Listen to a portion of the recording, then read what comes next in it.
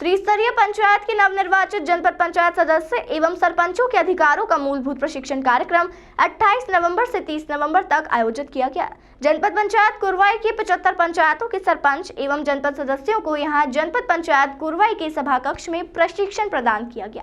प्रशिक्षण में जनपद पंचायत कुरवाई के मुख्य कार्यपालन अधिकारी पंकज जैन ने पंचायत राज एवं ग्राम स्वराज अधिनियम के तहत पंचायत प्रतिनिधियों को प्राप्त अधिकारों की विस्तृत जानकारी दी। इस मौके पर पंचायत इंस्पेक्टर रामदास पंथी सहित जनपद पंचायत कुरवाई के क्षेत्रीय अधिकारी मौजूद थे। सरपंचों को इस मौके पर प्रशिक्षण सामग्री भी वितरित की गई। पंचायत प्रतिनिधियों के मूलभूत अधिकारों पर प्रशिक्षण के दौरान सीईओ पंकज जैन ने बताया कि ग्राम पंचायत पंचायती राज की प्रमुख इकाई है। ग्राम सभा के माध्यम से ग्राम पंचायत के विकास एवं व्यवस्था में सुधार के असीमित अधिकार ग्राम पंचायतों को दिए गए हैं। ग्रामीण अंचल में शिक्षा, स्वास्थ्य, स्वच्छता, नशा मुक्ति, रोजगार के अवसर पैदा करना, गोवंश को व्यवस्थित करना, शासकीय भूमि को संरक्षित करने, ग्रामीण अंचल में गौशालाओं को व्यवस्थित करने, ग्रामीणों को पेयजल की व्यवस्था उपलब्ध करवाने, ग्राम पंचायत अंतर्गत काम करने वाले मैदानी कर्मचारियों से शासन की जन कल्याणकारी योजनाओं के क्रियान्वयन की जिम्मेदारी पंचायत के अधीन आती है। पंचायत एवं ग्रामीण विकास विभाग के द्वारा संचालित योजनाएं 15वें वित्त आयोग, मनरेगा योजना, प्रधानमंत्री आवास योजना, स्वच्छ भारत मिशन योजना, मध्याह्न भोजन योजना, आजीविका मिशन योजना के साथ ही सामाजिक न्याय विभाग की संचालित योजनाएं, वृद्धावस्था पेंशन, कन्या विभाग योजना, दिव्यांगों के उपकरण वितरण योजना के साथ ही श्रम विभाग की योजनाएं, जिनमें संबल कर्मकार मंडल की योजना की विस्तृत जानकारी इस मौके पर दी गई। आयोजन में मुख्य कार्यपालन अधिकारी पंकज जैन ने बताया कि ग्राम पंचायतों को स्वयं आय के स्रोत बढ़ाने तथा आर्थिक रूप से स्वायत्त बनने के लिए ग्रामीण अंचल में संपत्ति कर, वृत्ति कर, सफाई कर, प्रकाश कर जैसे टैक्स लगाए जा सकते हैं। इनकी प्रक्रिया का विस्तृत प्रशिक्षण दिया गया। साथ ही ग्राम पंचायतों के आय के स्रोत बढ़ाने के लिए अन्य उपाय भी इस मौके पर बताए गए।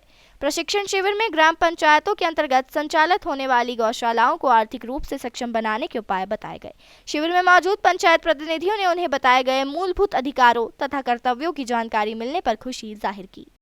जो त्रिस्तरीय पंचायती चुनाव हुआ उसके बाद जो है विदिशा में जिला पंचायत अध्यक्ष चुनी गई और आज सांसद प्रतिनिधि कैलाश रघुवंशी और जनपद अध्यक्ष और जिला पंचायत अध्यक्ष सहित तमाम जनप्रतिनिधियों की आज एक बैठक आयोजित की गई, जिसमें सरपंच, सचिव, जीआरएस और तमाम जो है पंचायती अमला मैं सीओ साहब के यहाँ पर उपस्थित हुआ और उसके बाद तरह तरह की समस्याएं उनके सामने रखी गई। जानना चाहते हैं सांसद प्रतिनिधि कैलाश रघुवंशी से आखिर आज जिस तरह की बैठक और उनके सामने समस्याएं आई उनके बारे में उनका क्या विचार है और वो उनको किस तरह से जो है वो निदान करना चाहते हैं। माननीय हमारे महात्मा गांधी जी की इच्छा थी और माननीय हमारे प्रधानमंत्री जी शिवराज जी की यही इच्छा है कि जब गांव का विकास होगा तभी हमारा देश विश्व गुरु की तरफ बढ़ेगा। इसी उद्देश्य को लेकर के हम लोग अध्यक्ष बने और इसमें काम करना चाहते हैं। लेकिन कहीं ना कहीं विकास में भ्रष्टाचार एक बड़ा जो है वो अड़ंगा बन के सामने आता है। बिल्कुल सही कहना है आपका। उसके पीछे कई कारण हैं, जैसे कि अभी मैंने आपको बताया कि SOR दर, अगर आपको 25% रेट कम पे काम करना पड़ेगा तो निश्चित आप उस क्वालिटी का काम नहीं करते। अब दरें भी बढ़ गई है तो क्वालिटी का काम भी होगा और मेरा एक लक्ष्य रहेगा कि हर जगह जा के चेक करें। और ये भी मैंने अपने सभी सरपंच, सचिव और अन्य जनप्रतिनिधियों को बोला है कि अगर आपसे कोई जबरदस्ती ऐसी कोई मांग करता है, डिमांड करता है तो आप हमको डायरेक्ट फोन लगाएं। निश्चित रूप से कहीं ना कहीं आपका कहना ये ठीक है कि SOR दरें बढ़ने से काम में सुधार आएगा, लेकिन मॉनिटरिंग की कमी हमेशा इसमें देखी गई है। पंचायती राज में मॉनिटरिंग की सबसे ज्यादा कमी देखने को मिलती है।